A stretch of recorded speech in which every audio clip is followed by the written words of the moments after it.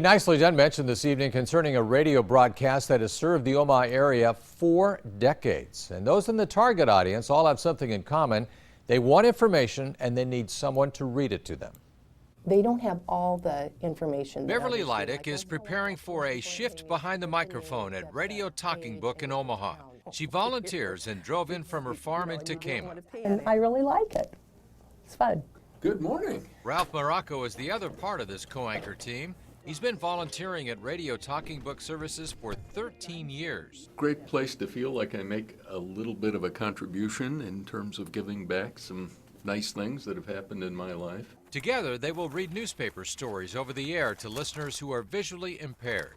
This board has been here about 30 years. Paul Stebbins is the station manager.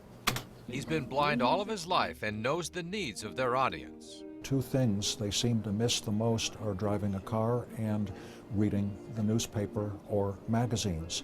So we can't drive the car for them, but we can read to them. The Maasai are an ideal test case. And that's what we do. We've been doing it for 41 years. And we welcome in now our excellent readers on this Friday morning. Let's welcome Ralph Morocco and Beverly Leidick.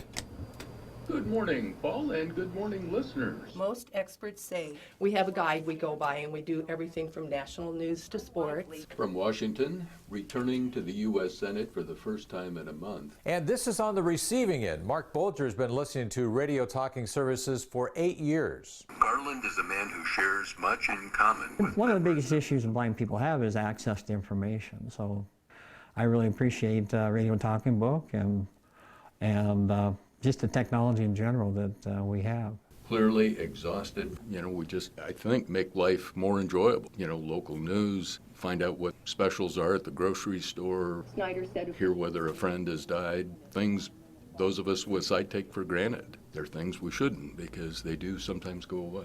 You're listening to the Radio Talking Book Network in Nebraska, serving the blind and visually impaired community for over 41 years.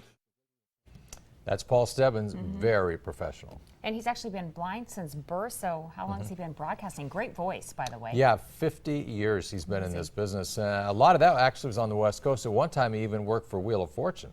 So Radio Talking Book has 92 volunteer voices.